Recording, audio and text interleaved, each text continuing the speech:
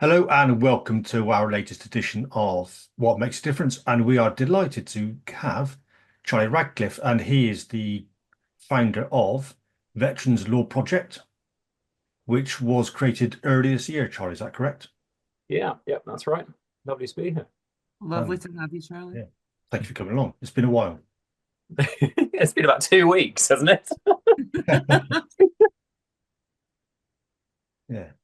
What was the idea behind the creation of the Veterans Law Project? I set up the Veteran Law Project as a as a route to try and help a broader range of people who are harmed on duty, and then maybe they're still serving in the military and they have been wounded or made ill or had an injury on training, and they have heard about this compensation scheme, and then they want to put in a claim, but they don't know how to do it and in what way. Or they're a veteran who's already left, and then they can put in a claim. And there's sort of these two different schemes which operate, and the rules are complicated and they're tough, and people don't know where to get help from.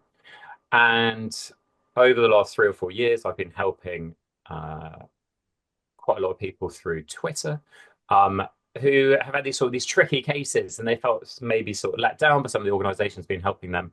And I wanted to look at ways in which we could start having more of a national dialogue about what is going on. Like, there are these annual statistics published each year, and they show trends, and they include loads of information, and it's great, but they also miss out a whole host of stuff as well.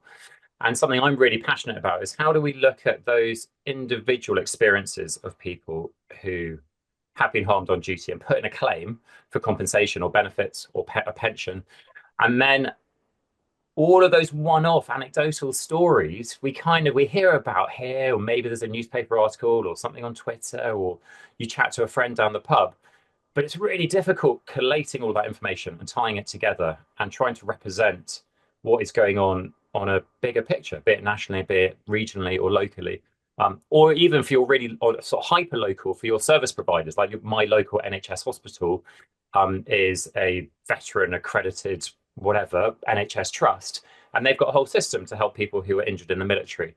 But there isn't the level of detail to know who has been injured and in what way.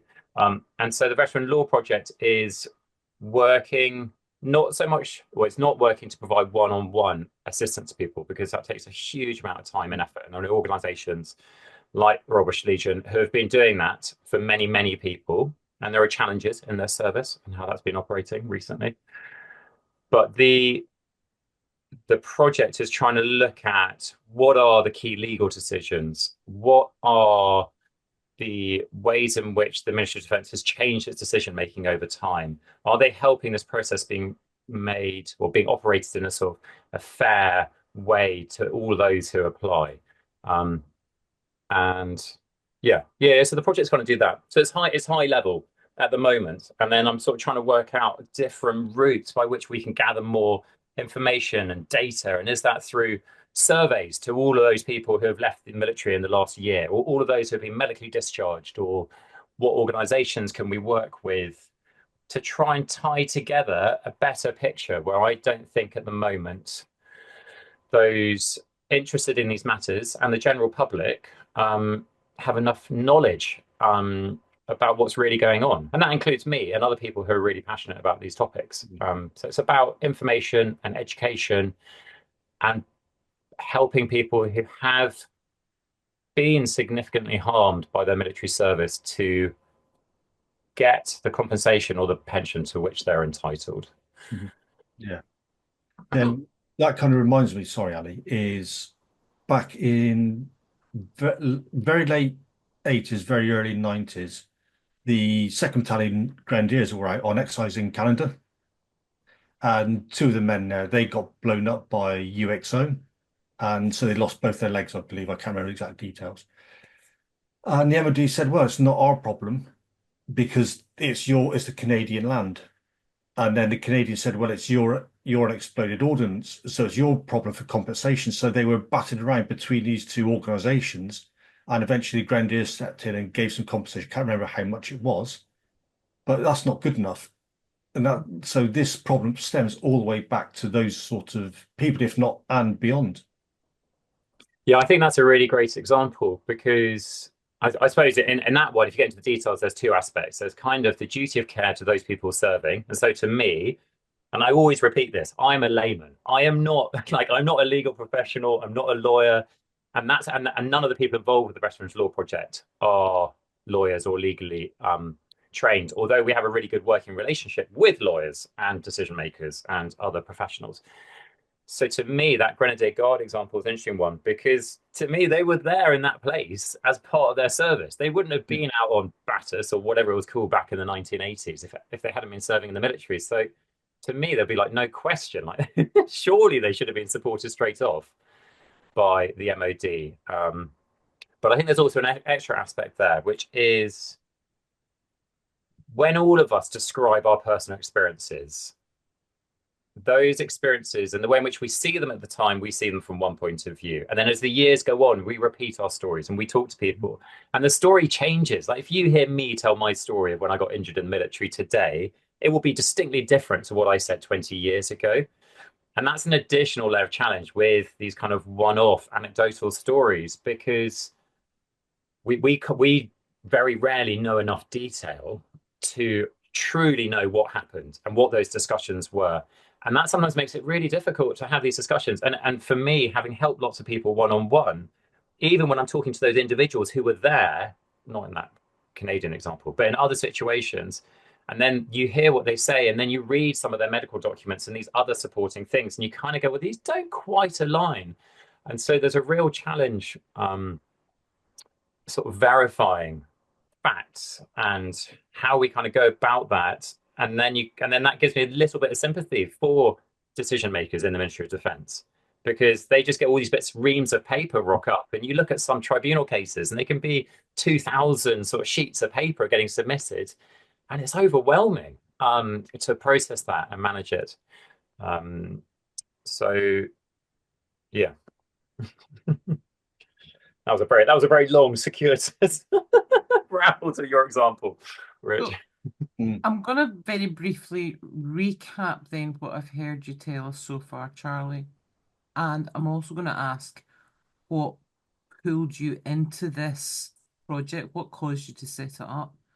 Because what I've heard you tell me is that the Veterans Law Project is really there almost as an independent oversight and almost data capture piece. Because I think from what Rich and I see, there's a huge gap in the amount of data that's collated and published and shared.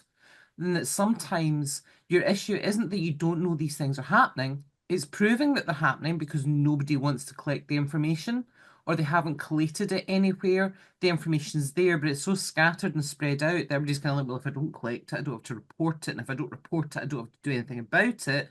So it remains ignorable. And we just keep doing what we've always done. So I'm wondering if that then is part and parcel of the overall objectives for what you're doing. So I suppose so that I don't hit you with too many questions because I know I have a habit of doing that. What brought you into to set that up? Well, Have I captured it right in terms of data management and oversight and kind of checks? Of where you're going to go with it? you weren't going to bring in too many questions, and you No. just spawned three massive ones. I know. Uh-huh. Right, what did we had data, we had what brought me in, and we had what's next. Okay, let's start off with let's start off with what brought me in because that sets the groundwork. So for me, I served in the army. I served in the army twice. I for about 2.5 months when I was an 18-year-old. And then just before I went to uni, and then I served for about 4 or 5 years after I went to university. I joined the Irish Guards. I was an officer in the Irish Guards. I finished my training, and then a few weeks later, I went out to Iraq in 2003. And then I came back to my unit in Germany, and then pretty soon after Iraq, it was like 6 weeks later, I was helping run an adventurous training activity because I'd done my mountain leader training course, and it was hill walking and it was mountain biking. And there was a big bridge at a lake, and a group of the lads jumped off this bridge or asked to jump off this bridge, and the sort of captain running this exercise turned to me and he was kind of like, well, look, those lads have jumped off. Let's go jump off it. Because like we're the officers, we've got to prove we're as brave as the men. And so I jumped off the bridge with him, terrified. And then, like that day, it was kind of okay. I had this sort of dull ache in the base of my spine. And then the next day I went back to the bridge and I thought about it a bit more on that second day. And I looked at this bridge and it was like a big reservoir in Germany. And so I kind of looked at the bridge and I was like, this is really high. Like, is that 2, 3, 4 double-decker buses on top of each other sort of height? And I was there with some of my lads, and I'd only just joined. I was a second lieutenant. I had a few guys in my platoon who didn't really know me very well. So I really wanted to be a sort of brave, young, dynamic officer. So I went to the bridge and I was standing there. And all these kind of aspects of peer pressure and seniority and demonstrating, leading by example, and all these kind of good Sandhurst sort of traits that get taught was there. And I remember holding onto the railing of this bridge, and it was like, okay, I've got guys in my platoon standing next to me. I've got to jump because otherwise I'm going to look kind of like an idiot. And I could feel every cell in my body saying, don't do this. Complete intuition, something was going to go wrong. I joked about it. I kind of like, oh, this is one of those moments like the last photograph scene before he died or whatever it was. And then I jumped off this bridge and I was kind of just frozen in this sitting position. And I fell down to the water with my legs a little bit bent and I paralyzed myself from the waist down. And I kind of floated to the surface and there was a big elaborate rescue with mountain rescue and a helicopter and surgery that day and surgery 10 days later. But within a few hours of that first operation, a doctor came in. He said, look, you've cut your spinal cord in two. You're never going to walk again. You're never going to have children naturally. And it was kind of like, whoa, okay, this is pretty full on. And then about an hour later, another doctor or nurse came in and he said, actually, you've just bruised your spinal cord. You're going to be walking and running in 3 months' time. Don't worry about it. It'll be fine. It's kind of like, wow, this is amazing. The medical services and Germany back in, this was 2003, was like really good in terms of spinal cord injuries and stuff like that. So for me, I then had an interesting thing where I stayed in the military. I went to Headley Court. My unit were really supportive afterwards. I got a master's while still serving in the military because they wanted to help me kind of leave with a sort of better qualification because they kind of wanted to support me in that change because I was definitely going to get medically discharged. And then, so I stayed in for another 3 years doing various desk jobs. And then I left and I was medically discharged. And the Ministry of Defence were really good, actually, in terms of processing me as someone who's medically discharged for getting a war pension. And that process was very easy. And I got an 80% war pension within, I can't remember, it was within a month or two, they decided that. And that pension started. And it kind of felt okay. But I think there's a strange thing happens when you get seriously injured or when someone dies in the military for their bereaved partner or family, is that for so many people I've spoken to, you drop off the edge of this world where you are so connected to so many people and different stuff. And I don't know if it's a fear of not knowing how to talk to someone who's really seriously injured, disabled, or to someone who's had a loved one die. But there's a hesitation I found over the years. And so initially after I was injured and when I was lying in this German hospital, my unit were amazing. And they sent people round. I think I had like 3 people a day coming to visit me. And it was that sort of really actively supportive. But it was too much so. And I was like, actually, this isn't working for me. This is too full on. Like, I like you to know that me here, maybe come once or twice a week, but 3 times a day is too much for me. So I think there's so many different ways in which people respond to harm and injury and changes in their personal circumstances. And so I left, I got my pension, and then I went on a big journey of kind of like, okay, at that time I was paralyzed from the waist down, but my muscles had recovered a bit. So they recovered. So my quad muscles work. One of my 3 hamstrings work. But other than that, I don't have any gluteal muscles. Nothing works below the knees. My bladder doesn't work. Sexual problems, bowel problems. And I kind of thought, well, how am I as a 24? No, I left in 2006. I was a 27-year-old when I got medically discharged. So I became a war pensioner at the age of 27, obviously not being a pensioner and having never been to war. And that was a strange title. And that was a weird label to then have and to sort of to perceive myself as, or to be felt that others may see me as, if they saw that kind of written down somewhere. But I went on a big journey then to kind of say, well, how can I live my life with a serious physical disability? And I went off traveling for a long time, and that got more and more adventurous and to unusual countries and some really tough physical challenges as well. And then I came back to the UK, and I realized there was this niggling thing within me. It's like, look, I felt straight off that my war pension decision wasn't right at 80%. And so I challenged it within, I think, 6 months of that initial decision. And the night before my first tier tribunal was going to be heard, I wrote to the tribunal and I said, oh, and I'm really sorry. I've misunderstood things. I want to cancel this. I want to withdraw my appeal. And they did. But because it was literally at like 11 o'clock the night before the appeal, they still had that booked for the next day. So they sat there and they talked about my case. But they couldn't decide anything because it wasn't a valid appeal anymore. But I was going to be, there was a chap from the military charity BLESMA there who I hadn't heard of before. And then afterwards, he got in touch with me and he was like, Charlie, BLESMA can help me if you need any support. And that opened up a whole host of doors, which I'm really grateful to BLESMA back at that time. That was just such a brilliant step of support for me to have. But ever since that first tribunal thing, I've always thought, I don't think this award is right. And then whilst getting my war pension, I also went down the civil compensation route because there were some hiccups during my service, sort of admin wise, which I wanted to resolve, and that wasn't easy to resolve.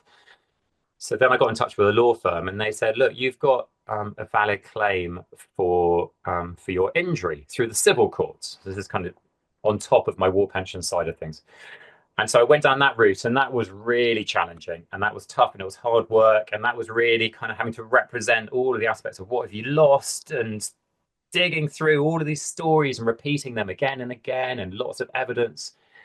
And that went to court, and a judge ruled in my favor, and he said, yes, you were injured on duty, and the military was partly at fault, but then the military appealed it, and that then went to the Court of Appeal, which added an extra 2 years onto the process. And again, it was just this time and the stress. And then that became, I think, a 5-year process until in the end, the Court of Appeal went, no, military, the original decision was right. But I always remember the Court of Appeal, there was like this 3 lords sitting there, and one of them sat there, and I don't know how old he was, but he must, well, I don't know how, someone listening to this will kind of point out lords in the Court of Appeal that aren't allowed to be above a certain age. But he looked like a definitely an older chap, and he spoke about during his time national service wise, whatever his captain said to him was the rule of God, something like that. And it was at that point I was kind of like, okay, I think we've won our case here, because it was sort of like, if you're going to get told to do something in a military circumstance, then there's a sort of fine line of is that an order or not. And so then I had that Court of Appeal, and then the military didn't reduce my pension in relation to that extra money in the right way. So then I had a tribunal on that, which I won. And the Ministry of Defence representative, when I went into it, whispered to me, it's like, I'm really sorry you're here in this tribunal hearing. This shouldn't be taking place. I agree with everything that you've put into your report. And it was just, there's just an illogicality in some of these processes and the decision making by the Ministry of Defence. And so I then summoned up the courage, I think it was in 2017, to go, okay, my 80% award isn't right. It should be 100%. And I wrote to the MOD and I asked to review it. And then that went to a tribunal in 2020. And they said, yeah, we wholeheartedly agree with you. We accept your evidence unequivocally. And we agree that your paralysis condition should be treated as the same as someone with a comparable double amputation. And you're 100%. And then that felt great. But that one, yeah, I represented myself in that one. So I didn't have the British Legion or a law firm helping me because I felt so clear and so certain on my case. But that's only because I spent years and years thinking about this. But it's daunting, and the paperwork, and there's always a word I kind of think about in this, which is to do with resources. Do I have the resources within myself to manage this process? And resources there could be, do I have like the family support structure? Do I understand the legislation enough? Do I know about recent decisions that are relevant to my case? Do I have like the physical energy, the mental energy, because it saps so much out of you through these processes. So for me, I kind of recognized that my life post discharge was being harmed additionally by going through these continuing processes. And I just felt really sad when I reflected on how many other tens, hundreds of thousands of people have put in AFCS or war pension claims in the last, say, 20 years. Um, and and are going through these similar processes, and a lot of which aren't necessary, because maybe there should be much better information out there in the first place saying your claim will only be valid in these circumstances. And so maybe a whole host of claims didn't need to be applied, sort of put in initially. That's my being generous to the Ministry of Defence sort of angle in this. But then you've got the opposite. There's a whole host of people who never put in a claim because there's so many tensions about still serving in the military, who is looking after you and protecting you and providing you with your medical care, and the whole support structure comes from that. But then you get injured, and then you've got to put in this claim for compensation to your employer. But it's sort of it's then got a tension with the sort of like, don't be Jack, don't turn your back on your mates, you don't sue the military. It's all of these sort of soft power sort of things which exist in the military, which I would assume, and I don't have any data on this, puts a lot of people off applying when they do have valid claims. So I have a concern about that. I was going to say, some people think that it's their money they're giving out, and that's why they don't want you to go and make these claims. I think that's a great point. I've had so many people say to me, "Oh yeah, I don't want to put in a claim because that's the classic ones. I was just going to take body armor off, like the lads in Afghan or Iraq back in the day." It's a completely different pot. Yeah, yeah. Well, it's typical of, say, like you go down into the stores, or you go into the admin and they go, "Oh, we're not going to pay that out," and they hold on to that money because they think it's their money. You know, it's not your money. It's what I'm after. It's what I deserve. Yeah, so it's an interesting one because when you hear the sort of the phrase war pension scheme, which is for those people kind of injured like 1980s to 2005, you're kind of like, okay, so that it's nothing to do with war at the moment, but it's kind of like, okay, it's a pension, to me, there's a slight honesty in the word pension. Some people have issues with it, but to me, I quite like the word pension because it feels like it was related to my workplace. But then the Armed Forces Compensation Scheme ties into exactly as you just put it, Rich. It's sort of, it's compensation and it's suing and what can you kind of get, and ambulance chasing and that kind of representation. So some people have kind of said, well, we don't think it should be an Armed Forces Compensation Scheme. It should be an Armed Forces Insurance Scheme. And so then that would sort of help that as part of your just regular pay, not necessarily putting in anything extra yourself, like PAC scheme, just part of your pay should be paying into this sort of thing. So then the perception is this is just part of your work. It's like if you get injured on duty, we're going to help give you the best medical care that we can. And we're going to try and do everything we can to get you back into work to do the job that you're trained for. And if that can't happen, maybe we'll give you sort of a slightly lower level job that can tailor to what you want to do. And in the worst case scenario, we're going to have to medically discharge you.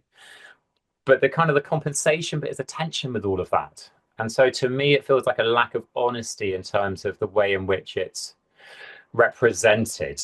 And yeah. I know there's a possibility as well is, so maybe young Tom, they're after compensation. And so it might be perceived by someone senior that they may end up career fouling that kid, or they may take umbrage towards that young Tom. So don't allow that person to progress in their career that they want to. I think that's a great point, because it's a fear of not progressing in your career, but there's also a whole extra level on that, which is that the military is terrible at people feeling the need to mask their injuries. It's sort of like when I've helped people in the past and they're putting in a claim for like really significant back problems they've got now in their 40s. And then the MOD turn around and they go, but there's no reference to any back problems in your service medical records. And you're kind of like, okay. But then you look into it in a bit and you're kind of like, well, okay, yeah, but they went off sick with this knee injury on this date. And then they went off sick with this shoulder injury on this date. And But it is tough because for lots of people, you just take loads of paracetamol or Brufen, and you go back to work and you just crack on. You just go through it, and all of that classic no pain, no gain sort of attitude. And I've got to be wary here a bit because I'm 20. I left the military 18 years ago, so I don't know about the current practices and what's going on day to day training wise. But I'm helping people, and I've helped people who are still serving, and yeah, and a lot of these things still seem to be there. And so if something isn't in your service medical records, it's really difficult for people later on because this may not just be 6 months later, this could be 6 years later, or AFCS, it could be up to 7 years after you a diagnosis was first known about. And that could be quite a long time later, admittedly in exceptional circumstances.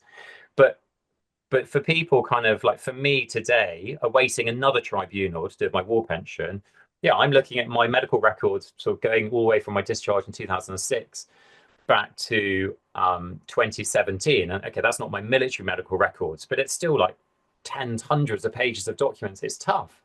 And if there isn't stuff recorded in there, it makes it very difficult for the Ministry of Defence to help people and to give them compensation under these schemes.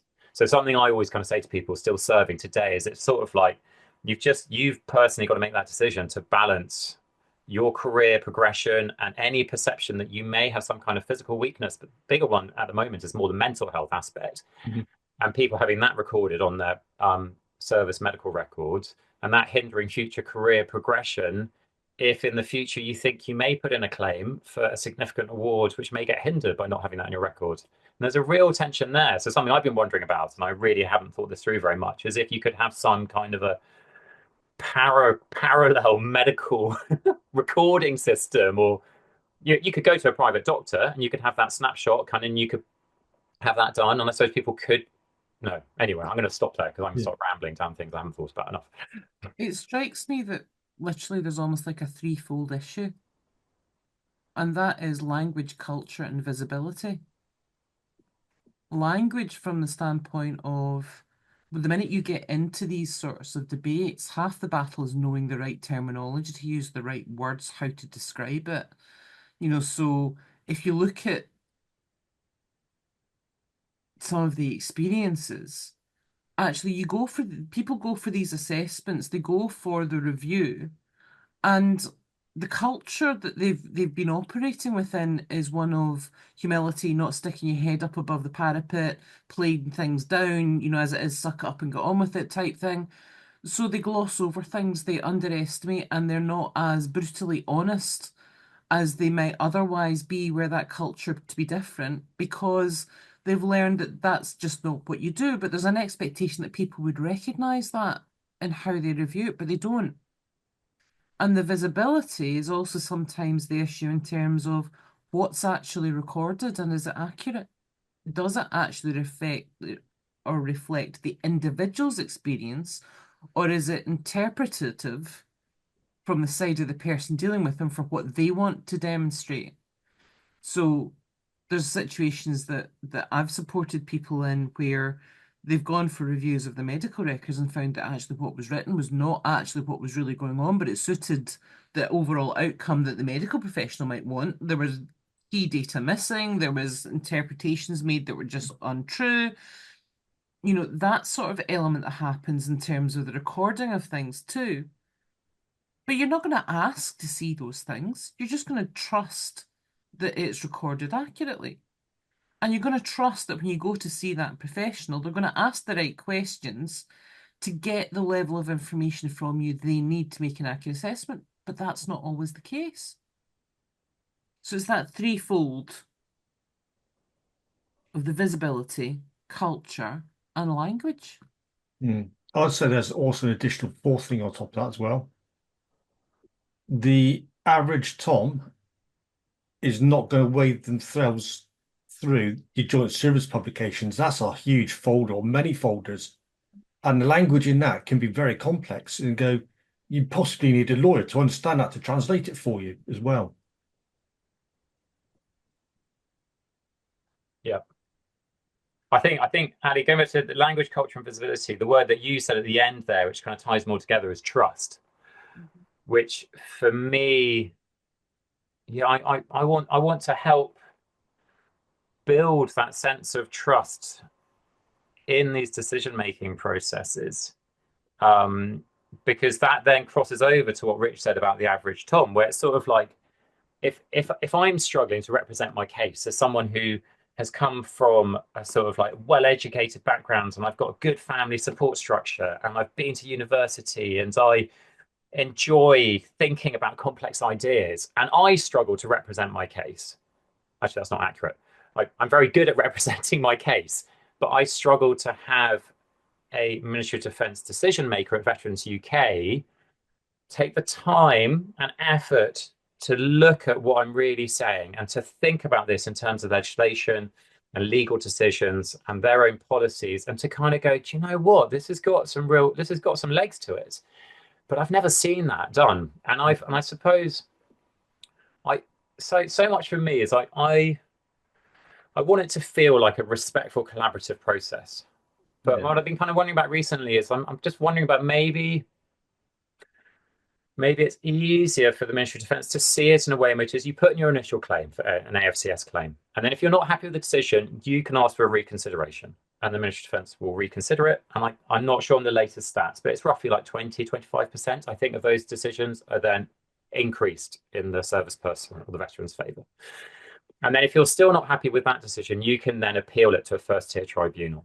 And if you look back over since 2006, there have been 127,414 AFCS claims submitted, of which just over 11,000 have gone through the reconsideration and appeal process.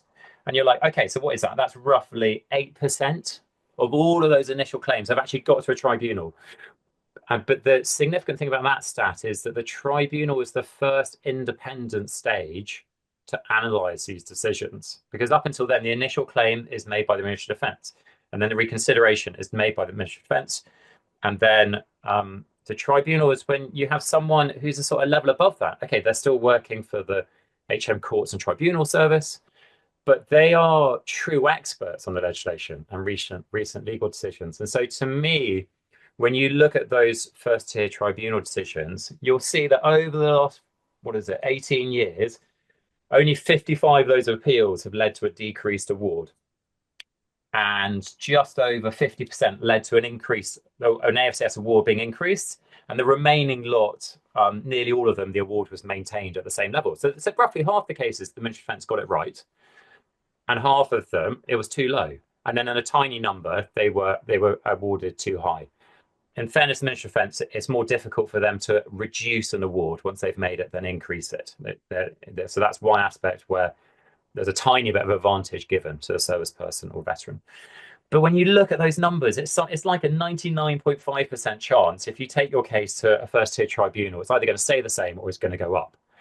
Now, that to me suggests there's something like we need to improve those initial decisions, because, like Rich said, your average Tom isn't going to go and work all its way through JSP 765 and isn't going to read these different bits of legislation, and it's tough. And so for me, this one of the things I love about the Veteran Law Project is it's kind of like we are all lay people, we're non-legal professionals on the team. At the moment, the website only mentions me, but on the team that we've kind of got working on it, I'm trying to think. I'm the only officer on it. We've got various different ranks. We've got physical injuries, mental health injuries, AFCS, war pension. Our team have gone to first-tier tribunals. They've gone all the way through the complaint scheme. They've gone to the Parliamentary Health and Service Ombudsman. And we're all capable people. But the really interesting thing about our team that we've got is that we're all kind of the quiet ones. We're quiet, we're reflective, we're sensible, we're rational. We want to do this in a sort of respectful way, rather than it just being antagonistic. Yeah, sorry, rather than being antagonistic. Well, yeah, antagonistic, because there's a time and a place for antagonism. And so, but for me, it's sort of like I felt I'm on just my little personal journey. And every now and then I'd meet a military charity or I'd meet a lawyer in an event, and they would kind of go, well, have you thought about this aspect? And I'd be like, okay, I'll go and think about that. But when you get into the more technical areas, there aren't so many organizations who have the skills the capacity slightly to take on all of these cases and to help them. And so there was first there was a tribunal report, the senior president of tribunals report, I think from about 4 years ago. The president of the War Pensions and Armed Forces Compensation Chamber stated, I think, that 70% of all tribunal cases getting to the first tier tribunal were represented by the Royal British Legion. So that service person or that veteran had someone from the British Legion help them prepare their case. Whether the British Legion attended those hearings or not, we can't tell. But like, that's pretty huge. And so I kind of I can only praise the British Legion for doing that much. Like anecdotally, the service they provide around the country varies. I've heard people who have turned to them in recent years and have been said, actually, no, you need to go to Citizens Advice Bureau to get that help and support. But one of the problems we have is we don't know how many people are represented and helped at a tribunal, or putting in earlier claims. Like, you can have the Veteran Welfare Service can help you prepare your initial claim, but then there's a confusion there because they are part of Veterans UK, although they kind of operate separately, but they share some databases, and it's confusion on who knows what. And again, there's a really regional disparity in terms of sort of the service that they can provide in different bits of the country, although they do cover all the UK. And so, yeah, so it's, I'm just concerned about your average. What is the age of the average person who gets injured in the military? What are the support structures they've got in place to help them sort of live their life as best they can today and in the future? And are these compensation schemes designed to help that person as best they can? I don't think they are. I think there's problems there. But then, having said all of that, if I look at the Veteran Law Project website, and at the moment it's very high level. It's all these sort of like, here's the legislation, and these are all the legal decisions, and I haven't got to the stage yet of kind of really trying to translate that. This is my next big stage, is to translate a sort of 20-page upper tribunal decision and to say, right, these are the key aspects in it, and these are going to be the kind of cases this is relevant to. And if you're a service person or a veteran, you think this relates to, these are the key points to take from this case. That's kind of over the next 6 months, year, what we're going to be sort of creating and working on. For the average Tom, as you said, Rich. Yeah. I'm wondering, because certainly from the experiences that get shared with us, there is also that confusion over, and it comes back to that original bun fight of responsibility, isn't it? Of, well, no, actually, when does responsibility transfer to the NHS, and when does it become an NHS problem rather than an armed forces problem? But the other issue is, in all of that debate, in all of that toing and froing, the having to trawl through the legalese, trying to make sense of it all, which quite frankly stuns me, because I'm kind of like, you're not here to plain English. Can we please not simplify this and make this more accessible? There's also then the added layer of further trauma and injury, moral injury and outrage that has lasting impacts on people's life experiences, just because the number of hoops that they then have to jump through time after time after time, the retelling endlessly of experiences that frankly you would never want to retell, never mind live once, not necessarily relive umpteen times.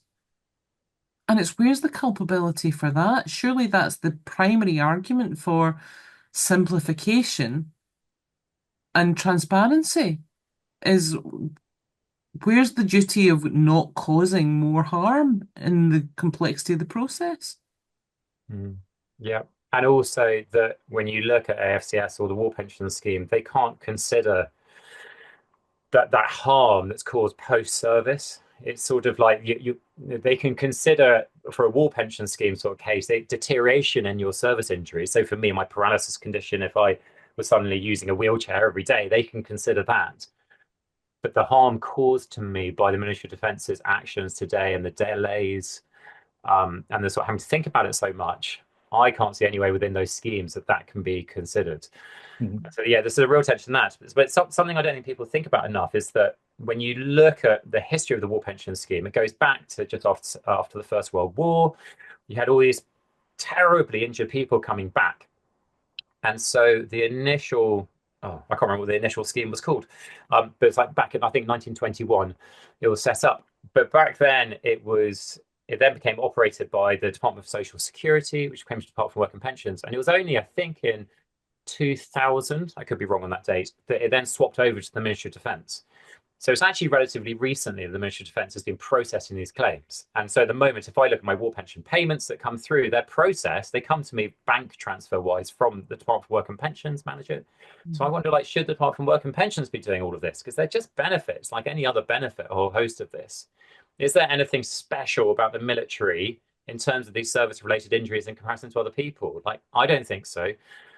Is that they're just one section of our community, of our society, of sort of serving our nation. Are there parallels in terms of the police or the fire brigade or the ambulance service? I'm not sure how they all do things in sort of great detail. But I get your point about the NHS and the care. But then there is something about the AFCS and the war pension scheme where they are nothing to do with your day-to-day medical care. Although, if you have had an award under them, that can open up some additional support pathways. So when you look at people with physical health problems, then opt restore. If you have an AFCS award or war pension award, that's an immediate. You can go straight to that additional NHS service, whilst other people have to jump through extra hoops to do that. Yeah, and I'm wondering, Ali, because when we had Emily on and they were talking about how difficult it was to move from, she's up in Shropshire and moved down to Wiltshire and all those complications she's had, and he said, well, in Civvy Street, you can get an agency and they will plan the move for you. They'll do everything for you. And all you have to do, basically, get your keys, turn up your house, and it's done for you. Mm-hmm. Is there a similar model then in Civilian Street that the Ministry of Defence could model that would kind of translate across that you know of?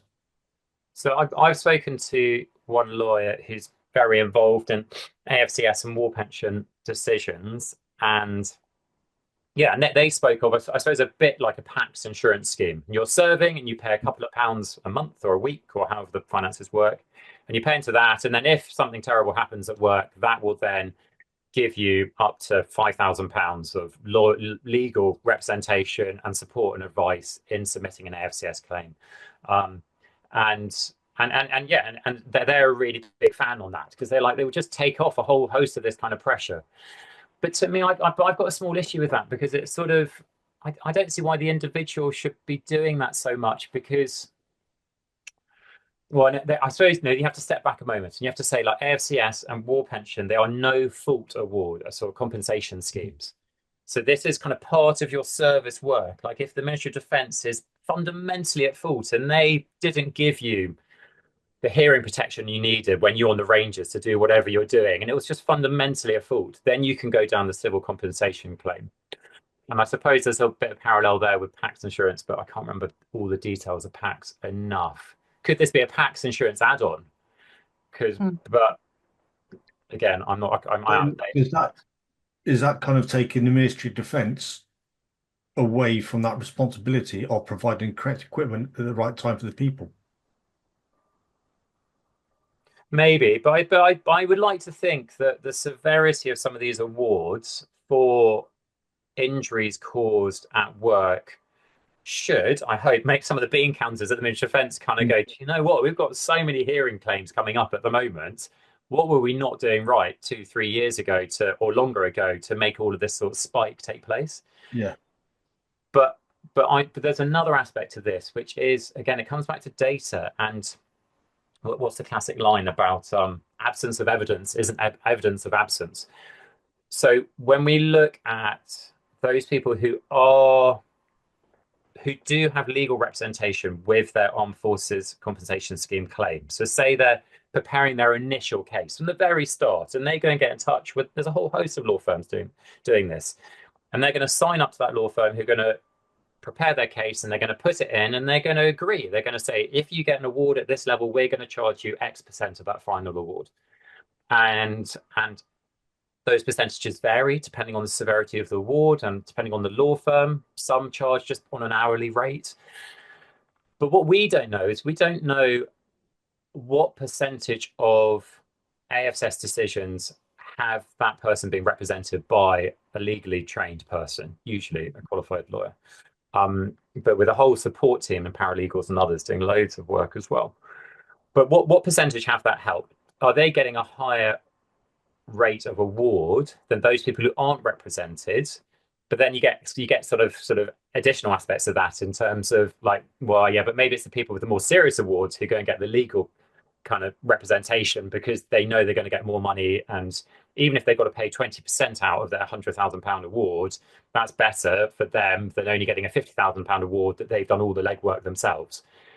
But how much money is being spent by these service personnel and veterans who are using law firms, and then they have to pay that money out of an award that was intended to kind of alleviate some of the harm caused by that experience for that person's life, not just today, but for the future as well. And so we don't know the data on that, but presumably it's millions of pounds each year is being spent not in a way in which Parliament would have originally intended in the legislation, because that it's all based on legal statute.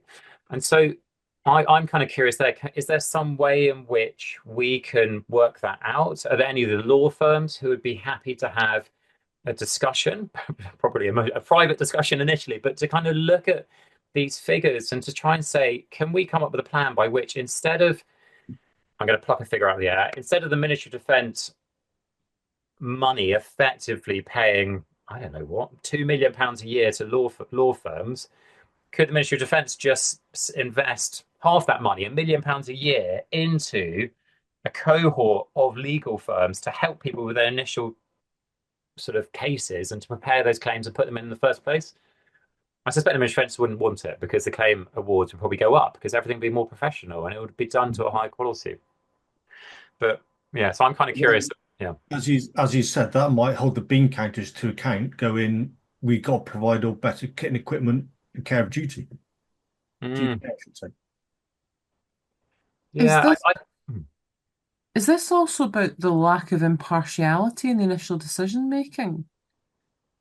Because my understanding is that by the time it gets to tribunal, it almost takes it out of this channel and puts it over here into a separate oversight channel, which now has a different level of impartiality, of neutrality in the review. And is that neutrality, or is that the big challenge, is that actually those making the decisions, are they neutral enough in the review? Yeah, I think impartiality is a huge problem, and I think you've hit the nail on the head. But again, it comes back to the same thing of the idea of having been someone in the military, and there's this allegiance that you've got to the Ministry of Defence and to the nation. Like, to me, I feel sad, and my confidence in us as the British nation has been weakened by my experiences challenging and representing things to the Ministry of Defence after my medical discharge. And so I think something that really changed for me was years ago. It's a bit of a tangent, but years ago I put in a planning application, and I was kind of like, okay, what happens if my local council say no to that planning application? And I was chatting to an architect, and he was like, don't worry about it. You've got your argument, and you're going to put in that thing, and then the council, they're going to come up with their decision, and they're going to say yes or no to it. And if they say no, they'll reason why they're saying no. And just view it like that. You've got your position, they've got their position. And if you disagree with each other's positions, you can then appeal it. And you can then take it to, I can't remember what they're called, who the people are that do planning permission appeals. But they've got a name of whatever sort. Is that like a quorum or something? What's that? Is that like a quorum or something? Yeah, it's not a quorum. I think it is. I think it is appeal, but it's an independent inspector comes down, and they know the legislation so well, nationally and locally and all these sorts of things, but you get that independence. But the process by going through that thing in terms of planning applications and taking to appeal costs a fortune, because you have to have lawyers involved and all this evidence, and it's tens of thousands of pounds. So there's a beauty in terms of the tribunal system where it's free, effectively. So for me, my appeal, I put in my latest appeal, I put it in 6 weeks ago. And I've sent in my grounds for my appeal, and the tribunal have responded, and they're like, we've received your paperwork. Veterans UK will now prepare your bundle. It's all free. It's not costing me anything. And then at some point, I assume within the next probably like 4 months, 5 months, my hearing will be heard. And then I'll have a panel of 3 people, which will be, or there'll be 3 judges. One will be the senior judge will be a legally qualified person. And my last tribunal, they were a QC at the time.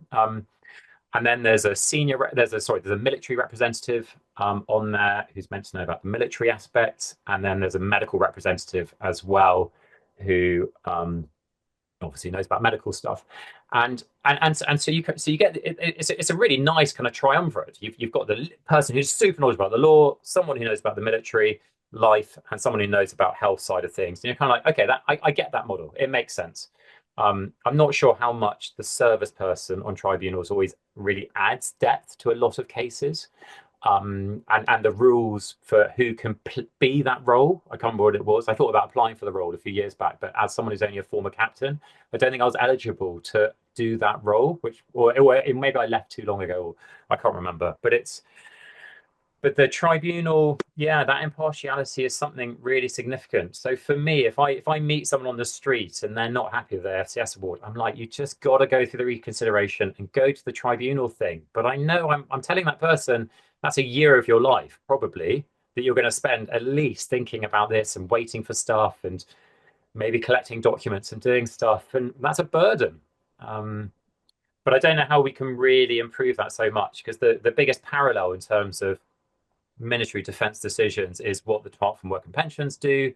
And they've got the same thing. Like if you go and apply for personal independence payment, you're not happy with that, you can ask for reconsideration or review. Can't remember the title, and then you can appeal that, and that goes to a first tier tribunal, and that's the same process stages wise pretty much. And then a lot of the judges who sit on the military tribunals also sit on the DWP ones, and there's a huge amount of overlap because there's so much overlap in the benefits. So my war pensions mobility supplement that I get matches personal independence payments mobility supplement.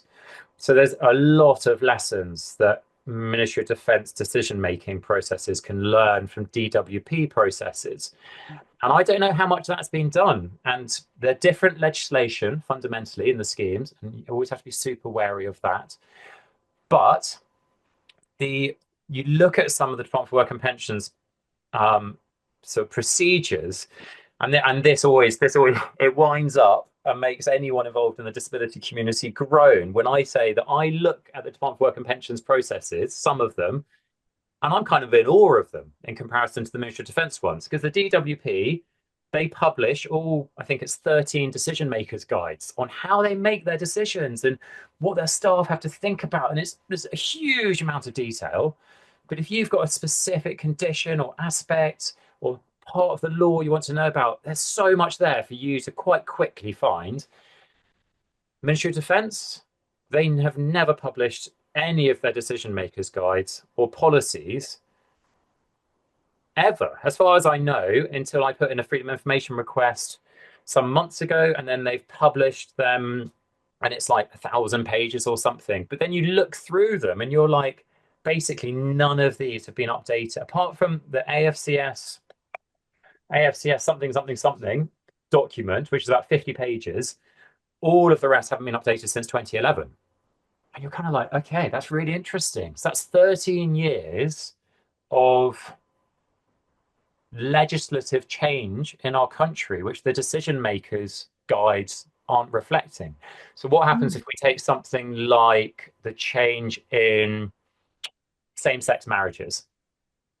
I don't know if their war pension guide accurately reflects the law today in terms of same-sex marriages, because part of that legislation, as far as I understand it, came out after 2011.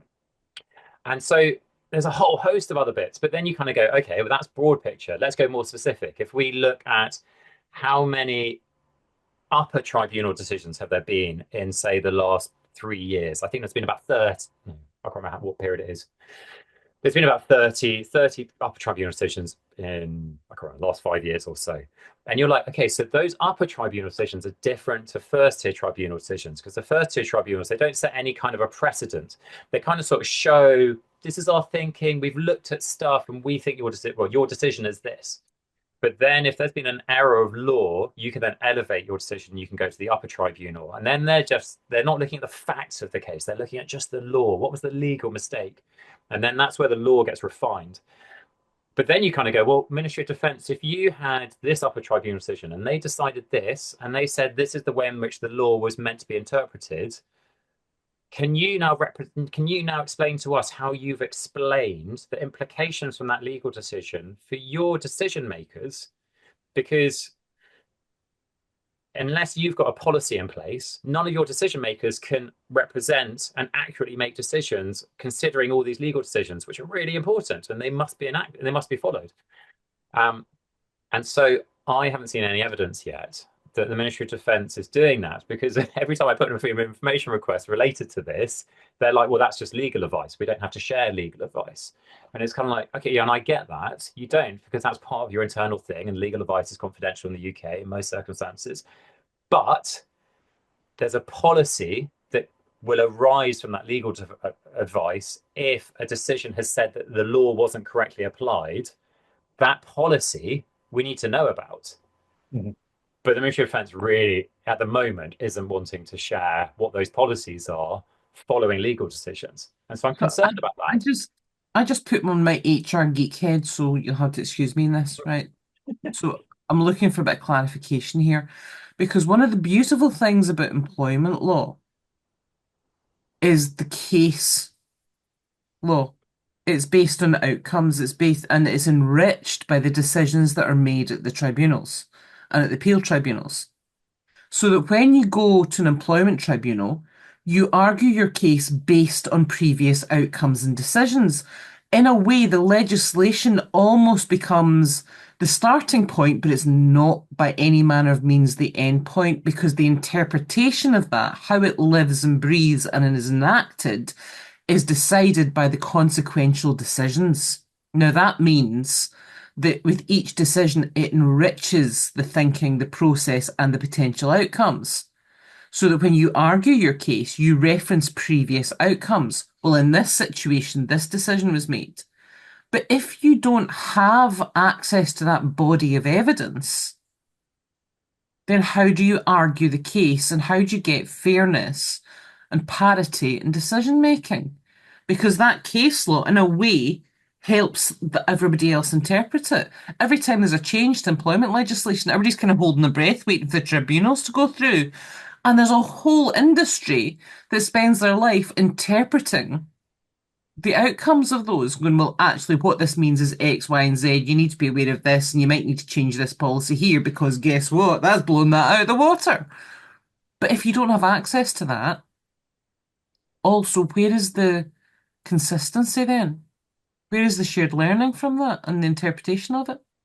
Well, with the law firms who are representing people in their claims and at tribunals are aware of all those different bits of legislation in the broader sort of aspect, and so there is distinct crossover, and so but it's more the aspect which I'm concerned about is, I think I can't remember which one of you earlier referred to how, actually, Ali, you referred to how when you have enormous documents, why can't we summarize this in sort of clean language and make this easier to understand? And there's a problem that arises from that, which in the past I've asked the Ministry of Defence for their policy on something. This was years ago. And eventually they sent it to me, and I was like, your policy is fundamentally doesn't accurately represent the law. But you, in fairness, you've taken this 50-page sort of piece of legislation and you've summarized it into a 10-page document, but you haven't actually, it's not quite right. And my problem falls into that bit you haven't quite got right. But this is an area which I'm thinking about loads in terms of, like, I'm sitting here in front of me, like, with books in front of me, I'm going to hold up, but it's sort of like, okay, I've got key employment cases for, well, that one's for 2007, discrimination, a guide to the relevant case law, 35th edition. And then in this, just like you said, Ali, these are all the bits. And it's like, okay, recurring conditions and substantial adverse effect. And then it gives you the case, and it gives you a 1-paragraph summary. This is what I want us to be doing on the Veteran Law Project website, which I've started a little bit.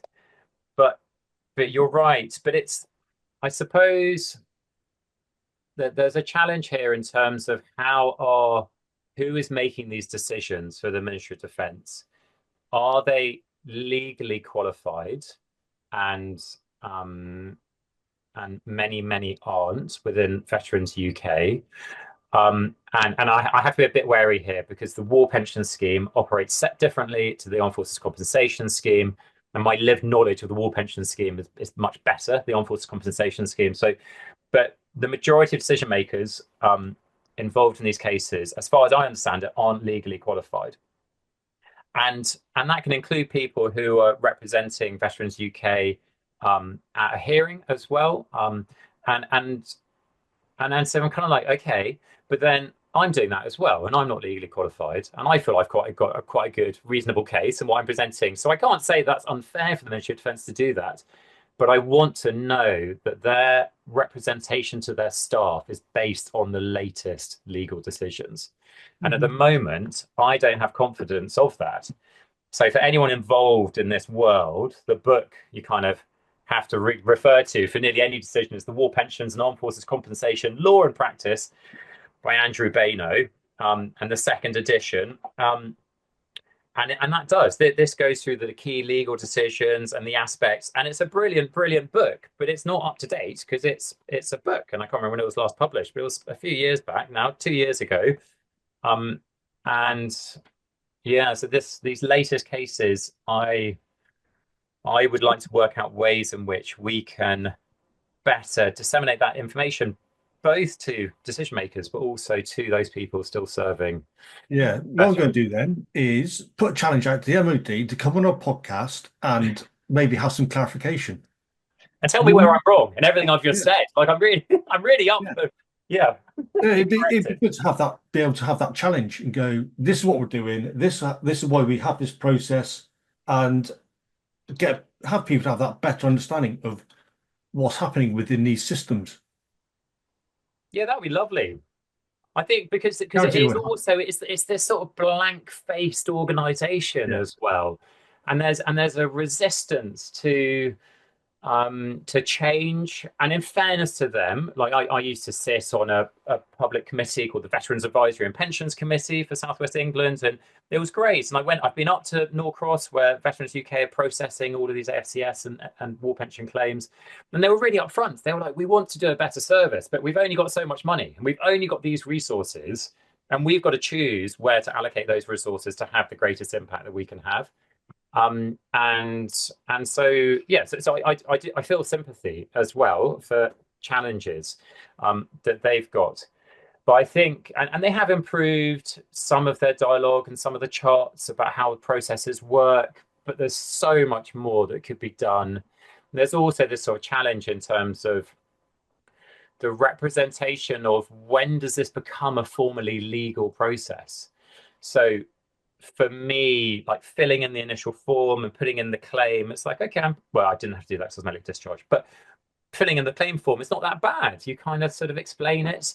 But then when you start getting to the reconsideration stage and you're really trying to explain why they've made a fundamental error, you're like, okay, this is feeling a bit more heavy-handed.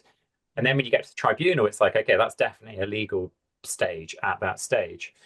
But the kind of, and although the MOD hasn't very often said it's not a legal process early on, but there is a beauty in terms of using a law firm to represent your case, in terms of taking like someone having your back.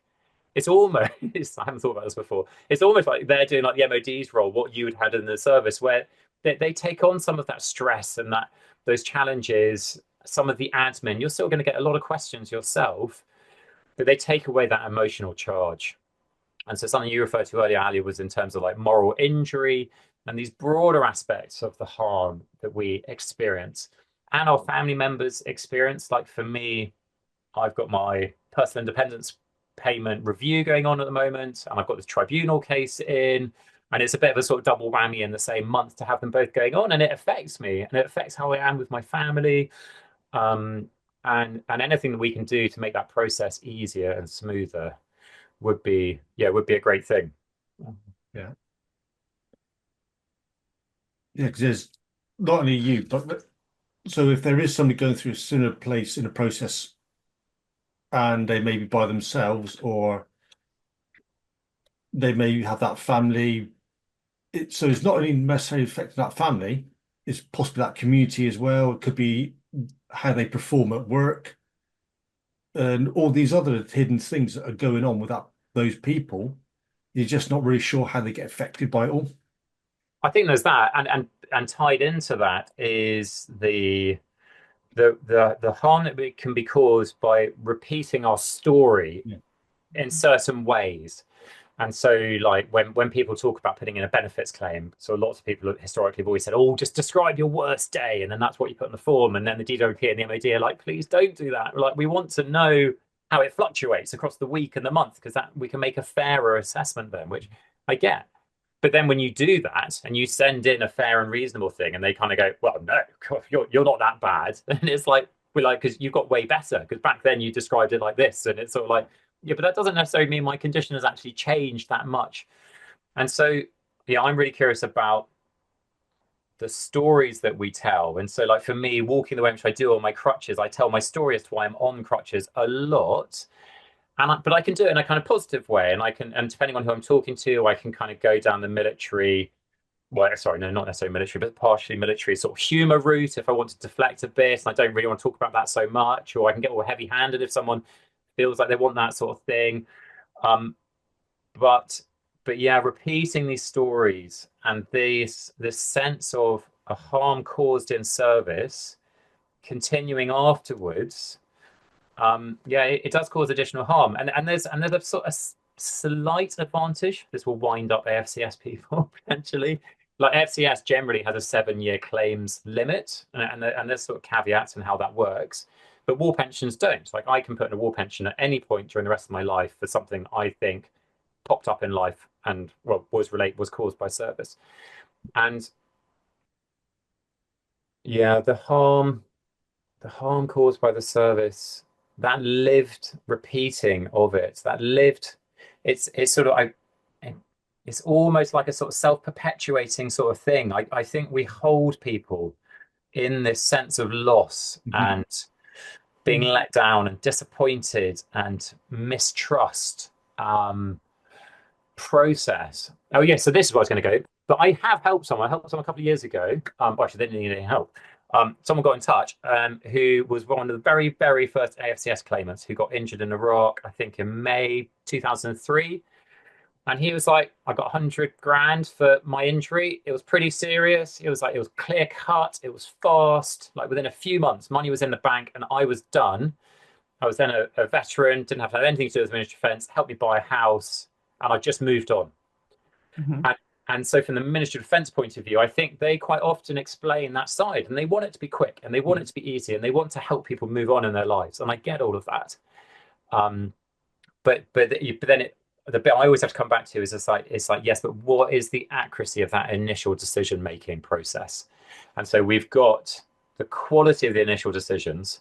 We've also got how many people never apply in the first place because they don't know about the scheme. There's still all of the service concerns about them still serving that we've discussed. They're scared of the process. They don't have the money to pay for a lawyer, or there's lots of different things people don't apply. But then you've got all the initial decisions. And again, this is a Ministry of Defence decision. And so few people relatively challenge that initial decision. Like, what would happen to statistics if everyone that got their initial decision just went just straight off, I disagree with the decision, I want it to be reconsidered. And that could almost just be a few lines in a letter. And you may not have to do any additional work yourself. The Ministry of Defence will go through all of the paperwork and look at it all again. Like to me, I'm kind of like, well, if everyone did that, that would be really interesting to see how many decisions then changed. So yeah, I data. I want more data. I mean, it's more data, but it's more organizations who are experienced at tying together, weaving data or extrapolating from the gaps in data or helping government departments to create new data sets where it's not actually taking a huge amount of extra work to do it. It's stuff that's maybe already recorded in a different way, and that representation can help people a lot. And so for me, something I kind of meant to talk about earlier in terms of like my journey and what led to me here was I felt so isolated and alone, and that gave me less confidence in am I right in challenging these decisions? And so for me, I then turned to Twitter because I was kind of like, And I'd never used Twitter at that point. And then I found this little sort of community of people who were quite angry and frustrated and let down by these decisions. And it was this sort of like support group, and there was like 20, 30 of us, which ranged from very calm, quiet people to very angry people, and then a whole kind of range in between. There was pros and cons in both of those kind of groups, because the kind of the quieter, sort of reasoned ones would kind of represent things well for a wider audience, and those who were much more vocal and angry would get like big stuff to be talked about in Parliament and other places. And for me, it was lovely, and I found this little sort of cohort, this sort of community of people who felt they were on their own. And when I kind of look at sort of some of the sort of evidence coming up in the post office scandal, and you kind of like, like, I was told that I was the only one having this problem with the Horizon system. And then suddenly you find a little community and you're like, oh, actually, there's more in this sort of situation, but we don't know about each other because we've all got our own individual rabbit hole. And then you're kind of like, how do we connect up all these tiny holes in the ground? And so Twitter for me, like, when was this? 2019 to what, early this year, was really positive in that community and connecting with people. And then now I've moved on to Blue Sky, and then there's so many UK lawyers over there, and I'm sort of talking a bit about this sort of war pension AFCS work, but the community hasn't moved over yet to that space. And SAFA just joined up a couple of days ago, and so it's kind of starting, but it's sort of like, but then I'm now hoping that this could be an additional level where all of these UK lawyers who are kind of there and really active and know lots of this legislation, and like Ali said, the sort of much broader aspects, I'm hoping there may be ways in which we can start refining some of this work and not having to put so much effort on people like me and other volunteers who are sort of striving to make a difference in this thing, and just help decision makers to do a better job in the first place. That's all I really want. So at times I may come across as antagonistic and annoying for the Ministry of Defence, but I just want to help everyone have better decisions being made, because it's in everyone's interest to let people serving today know that if one of the worst things that happens to them through injury or death, that someone's going to have their back in the way in which Parliament said someone would have their back. I think knowing that you're not alone is massively important, because otherwise there's a risk that you carry that and think that your experience means that you are less than. It becomes a personal judgment on you, on your worth. And knowing that this is not the case, that this is purely a very messed up, long-winded process that would tie you in knots, and it actually is nothing personal about you, is really important, is massively important in allowing that individual not to assume the blame and the less than judgment on themselves, the devaluing, because they're already potentially in a situation where they feel less than. And that's not something anybody should ever have to experience. So that visibility, that data, I would agree with you, Charlie, 100%. It's vitally important to have that, and to have a place where people can access that, can see that, can make use of that. The transparency is vital. Yeah. Well, it's kind of like that workshop we did, well, getting on about almost a month ago. So almost a month ago. Almost. And yeah, it was warm and sunny back that day. Yeah, it's quite sunny here, actually. It wasn't on the flight home, I can tell you that for sure. Yeah, and there's a whole disparate group of people, and I'm like, oh, I'm not the only one who kind of thinks this way, or you're a bit weird, but that's a weird thing to do. So there's kind of all that meeting of processes and people going, oh, yeah, I'm not the only one, and I'm not that kind of odd, peculiar person. And it has a huge impact on people's kind of, I guess, like confidence, self-esteem. No, they're not the only one who's going through this process. And I think also something I forget about is that to the person at the other end, I am just a name on a bit of paper, and they're just following their little process, and it's just, does it tick these boxes or those ones, yes or no? But for me, it's obviously so personal, and all of that emotional charge, and and validation and thinking, and oh yeah. Yeah, you're not alone. You're not alone. But it's also how do we better support that? Because Yeah. it's Well, these conversations, Charlie, the start of it, aren't they? mm, yeah, and I think also it's these conversations, and then there's been so much flux in the sort of armed forces community charity sector in the last 4 years with the pandemic and fundraising and donations and also something I find really interesting is that like in terms of the staff working for these charities, I think so many people have like reflected on their values in life and what's really important. And some of the service charities have lost their members of staff who've worked there for like 10, 15 years and had such a wealth of experience in these matters. And so there's been a lot of expertise. And so there's at the moment there's a gap to start kind of filling that back up. And that's something that I'm kind of looking for next year is to start helping one or two law firms set up more training days to do with AFCS and war pension decisions for charities, for law firms, for individuals, for just not so much the wider public because they haven't got such a direct relevance or sort of knowledge of the scheme straight off. But at this stage, but it's more kind of sort of events, maybe 10, 20 people at a time to really have 3 or 4 hours to go into more depth and to bring up some of these latest cases and the nuances and to use recent examples. So for next year, that's something that I'm looking to set up. That's what I kind of like. What was going to be my next question? Where do you see the Veterans Law Project going? But my dream would be for it not to exist, like Yeah. really, because it shouldn't be here. It just the kind of the cases that I'm collating or I'm putting links to on the site should just be on a Ministry of Defence website right now. It's just like here you go. This is the sort of the latest cases, and so for me, I want to start more of a national dialogue.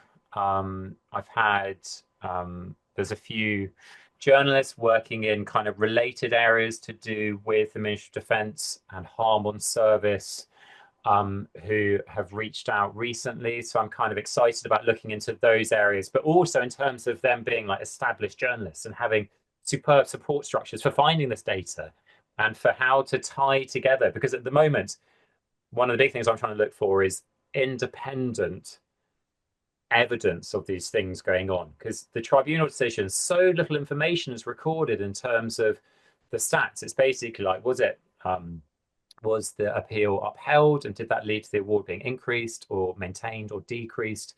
Was the appeal rejected and then which of these reasons was it rejected? Maybe it was out of date or out of jurisdiction but that's kind of about it. But in terms of where people represented, were what kind of a representative was it, and the extra sort of levels of detail isn't there. So I'm kind of looking at alternative routes, and it's like so a lot of freedom of information requests. I'm just about to put my first one into the Information Commissioner's Office to challenge a recent MOD freedom of information request response. But then things like the Parliamentary Health and Service Ombudsman, because up until last year, they weren't getting very many cases related to the MOD and Veterans UK. But the MOD's last year changed their complaints process and they've shortened it. And then more cases are getting to the PHSO. And I've heard through contact that the PHSO have been quite surprised by how many cases are making it to them in comparison to previous years. And so they're like kind of like they don't know whether is it the same degree of problem going on now that it was, or has there been a significant sort of tick in the number of problems going on? And then it's kind of like okay, but then when we look at like statistics, is everything in the Ministry of Defence's annual statistics accurate? Is the way in which they're recording the data is that actually representing what's going on the ground? I'm trying to look at these sort of alternative routes to try and tie together this bigger picture. But there'll be others. There'll be other people out there who have been doing this for years, and I'm just at the moment I'm just itching to meet and learn and work together with people who really know about kind of that. I suppose yes, like open justice as well. It's sort of how can we know that these decisions are being made fairly and in line with the legislation and legal decisions. These are big sort of bits for me at the moment. That's next year. I'm excited about that. Learning more about data, statistics, open justice, tying together a campaign like this, really to start a national dialogue, and to work out how big is this problem? Like, is the problem as big as I think it is? Because at the moment I can't quantify it. I can't give a number on how many people have had a pension decision or AFCS decision significantly lower than it should have been. But to me, it's like it's tens of thousands of people. I feel confident saying at a minimum, but I can't back that up right now, really. What help would be useful for you to receive if there are people out there listening to this who also have a bit of an agenda on this and would like to see change in it? What help would be useful for you to have the offer of, Charlie? Hmm. The Well, first off, if someone wants to help us, I would really love it if they could get in touch through the Veteran Law Project website, and there's a contact page on there, and then that email will come through to me, and then we can start a discussion, and that'd be brilliant. And if you have lived experience with these schemes, or a family member, or you are a lawyer or a statistician, or a journalist, or someone who's just used to tying together different strands in a topic where there's lots of data in some areas, but then there's a paucity of data in other areas. And really, but not only to tie it together, it's to tie it together and then to be able to represent what's going on in such a way that you can then take that to a government department and say, we think or we understand there are these two or three problems going on, and we can back this up with these bits of kind of evidence. What we would like you to consider doing is X, Y, and Z, and we believe that the benefits from this will better help your workforce today and service people leaving and veterans, and that will provide these benefits to society. Because ultimately, so much of what I'm talking about and this project about is what do we as a society kind of stand for, and what do we value, and what do we trust our politicians to decide on, and are our government departments fairly and accurately honouring that process that took place? So it's sort of, I know that's getting kind of sort of broad and a bit lofty, but I'm wondering then, Charlie, is there the opportunity for you to go through Forces in Mind Trust, FIMT, and approach them for a grant for some funding for some research? So I've considered that. At the moment, if I'm honest, I am effectively funding this project myself because I get a decent war pension, and I've basically said I'm spending a day a week working on this project, and that is costing me a few grand a year in lost time and money I could be spending on other things and bringing in an income. And to me, like I lost an opportunity through my injury to kind of to prove myself in the military, and this would be a psychotherapist dream case study, but part of me is like proving myself and my validation in terms of my usefulness to my nation through this work. And as cheesy as that sounds, like I genuinely feel that. And so I'm doing this out of love of this process. I have a concern about reaching out to any of these national organizations who have been involved in this process historically, because part of this discussion is about how have organizations spoken about this and how have they investigated it. And I would love to be working with the Force and Mind Trust and the Royal British Legion, and more broadly things like kind of King's College London, and they've got their whole brilliant mental health sort of wing. There's a whole host of avenues that we could definitely work together. But in terms of funding streams, I don't want that, because I want to be fully independent from any of these other organizations. Because if I go back again to the Royal British Legion, who have done so much work helping people with particularly their tribunal decisions, and yet I don't know of the British Legion ever publishing like a summary report of all of this work that they do with tribunals. Like if they were representing 70% of cases some years ago out of roughly 2,000 cases that took place, you're kind of like, that's 1,400 decisions. The wealth of knowledge that they've got in terms of the nuance and the decisions and what was done rightly and what cases, it's an enormous body of knowledge that they've got. And I would like them to be sharing that more. And I would like to be working with them to kind of say, how can we, considering all of their client confidentiality and that side of things, but how can we help the broader service personnel and veteran community learn more from these decisions? So no, I don't want any money. I don't want a grant, but I want stronger working relationships. Yeah. And what would be helpful is a very talented data analyst with an extremely detailed view of all the databases for where different data sources are collated, because this means that sometimes you've got to be prepared to go sideways to go forward.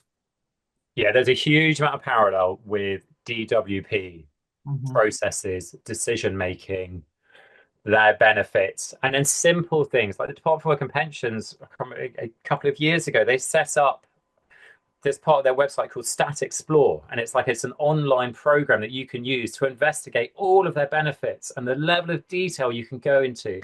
It's magical. It's amazing.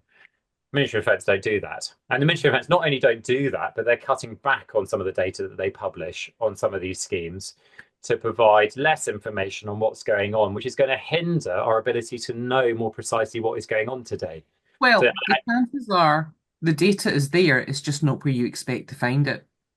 And that's that stepping sideways to get the outcome and the information. It's almost like, okay, if I can't find this as a straight A equals B, how else could this be represented? So I'll go and look over here, and then I can correlate it back to this because I've now got my A equals B.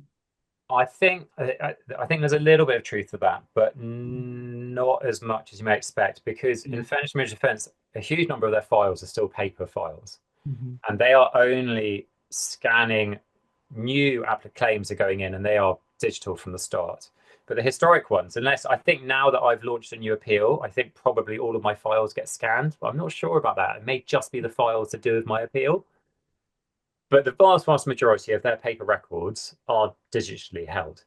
And then the computer systems that they use for AFCS and for the War Pension Scheme, they have got their own bespoke programs that operate those schemes. And the problem that Ministry of Defence have got at Veterans UK is that they are in the process of updating those computer systems. And they have been for a while. And I don't know when the intended end of that process is. And then we've got a similar thing going on with their policies, where 2 years ago, I think it was, I asked them about their policies and whether they would publish them. And I asked that to the person who I think was leading their policy review process. And they said, no, we're not going to publish them right now because we're reviewing them all. And then once they're reviewed, we'll then publish them. But then you're kind of stuck in this slow sludge process of a government department wanting to update things. But then how many years do we have to wait to be able to access this data? So we're in it. So yeah, so I think yeah, we're in, it's a challenge how to help them, because some of this data I don't think is centrally held, and then some of the data I think is centrally held, but they haven't worked out a way in which to extract it, which ties into what you were saying, Ali, to then to share it with other people. So a lot of it comes down to systems, Yeah. and but then that partly comes down to, because we don't have those systems in place, we can't see there's a significant problem to warrant changing that system in some ways. So it's a chicken and egg aspect as well. Very much. Yeah. Thank you, Charlie. Mhm. If there's, what would you like people to take away from our conversation with you today? If you had to give them three top line headlines to think about, to know, or to pay attention to, what would those be? If you're serving today and you've been harmed by your service, please don't see putting in a claim under the Armed Forces Compensation Scheme as something negative or harmful to your career. Is that true? I don't know if that's true. I'm not sure. I Put a really, claim really in. hope it's not harmful to your career. It shouldn't be. And if it is harmful to your career, then that opens up a whole different can of worms in terms of employment law and different things. But I really, yeah, just if you're going to be leaving soon, get hold of all your service records, get hold of all your service medical records before you leave. If you've already left and you're a veteran, put in a request to Veterans UK for a subject access request, and just ask for everything to do with your military records that they hold. And I can almost guarantee you'll find documents in there that you've never seen before. You may find that there are documents missing from it, which you then need to flag up with them and challenge and say, where is that document? Mhm. What others are missing? Why are they missing? You are not alone. There are so many people who have been through this process. Like I said earlier, like 127,000 claims have gone in. I think that was like roughly 100,000 people, just under, put in those claims over the last kind of 18 years. And that's just AFCS. That's not war pensions, which I haven't talked about so much today. It's yeah, it's a huge body of people who have been harmed on duty, and that is and being harmed in the military it's a risk of the job, and we get that when we join. And like, there's not necessarily something wrong per se that has always taken place and happened, but it's then how we respond to that afterwards, and it's how we help people live the best lives we can. And the AFCS scheme is designed to help people live a better life after that harm. And so it is part of your contract with serving in the military. And it should be seen as much. So I think for a lot of people, it's kind of like almost forget the word compensation, which for me, I don't like the word compensation in it, because I perceive that differently. Yeah, so I think do consider a claim, do reach out to organizations who can help, and see what they say. Like I said earlier, like the British Legion are the largest organization for doing it, and the service you receive may vary across the country, but they will give you a first opinion. And I haven't personally gone down the FCS or war pension route with a law firm. There's a whole host of them who will discuss things as well. And anecdotally, from people that I'm in touch with, they are confident they've got a better reward by going with a law firm than doing it individually. That feels like a rather weird way to end here, where I'm trying to be all about the Veteran Law Project, just putting all the information out there so everyone can make their own decisions. Just let people know they're not alone. Roughly how many people have you helped or worked with, approximately? I'd say, well, it's tough to know. Like most of my help I've done did on Twitter over about 3 years. I worked out a few months back, just of the cases I know about helping, it was more than £350,000 worth of increased AFCS awards that kind of help people get. And that's just the cases that people directly told me. And it wasn't actually that many cases. Like one of them was more than 50 grand one person got. And he did most of his case himself. Like I just helped with bits. But yeah, there's so many people out there who are willing and keen to help. Yeah, I'm not sure. I feel awkward answering that one. I don't know how many. I'd love to know. Okay. It's quite a few people, then, put it that way. It's quite a few. Well, isn't that the beauty? And one of the plus sides of social media is that the information that you are sharing, Charlie, there is no real way of knowing how people will make use of that, or the areas where somebody has seen that information at just the right time to make a significant difference to their outcomes. Yeah, I think that's really true. I think actually one of the bits I can say is like the Veteran Law Project website, I launched it in March, and I'm not going to pretend it is a nerdy website. Like you've got to be in the mood to really go and look at most of the pages in any detail, other than the homepage, which is more down to earth. But like 1,000 people, more than 1,000 people have gone on the site. I'm like, okay, that's great. And I've had lovely messages from someone working for child poverty action group, some of the country, saying this is brilliant. Like we're using this as a local resource pack. I've had a lawyer super involved in this area saying, Charlie, I think this is brilliant for different lawyers working in this area. How can we help make this better? So yeah, so it's really lovely when there are people who are active in this every day saying that the website and the organization is providing value. So that feels lovely. But the strange bit for me at the moment is now that I've kind of moved away from Twitter is I don't know so much on the ground kind of what's going on, because I've had to rein back the one-on-one help, because it takes too much time and too much effort, and I did it and I really loved it, and I recognize, particularly with the most complicated cases, they're the ones that you go and talk to an organization and it's like, oh, maybe it's about 50% if you're going to win or you're going to lose. Like most law firms are going to say no to that because they want to have confidence that they're going to win the case. And I get that because they're a business. But then that logic sometimes may apply to a charity as well. And then you're kind of like, well, are these organizations sort of choosing the slightly easier cases to win? And then that's going to look good because they're going to be a higher chance of success and getting their fees paid. It will look good because they're going to have a higher success rate. And again, that comes back down to data.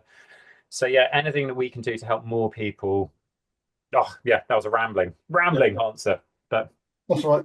I love it. I say, yeah, but it's also, it's like when I look at you guys and what you're doing, it's sort of, it's income streams, and it's how do we have the financial and the emotional strength and support structures to do what we want to be doing and to be of a benefit of others.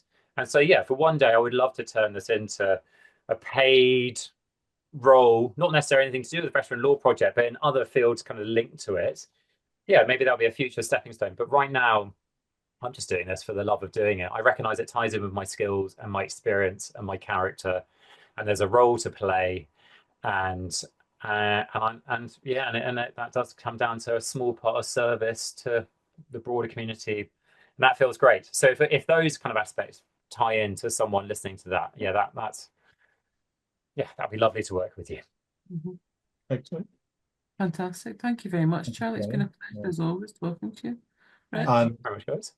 And as always, we'll put your links and your handles and whatever else on the show notes as well, so they can find you there.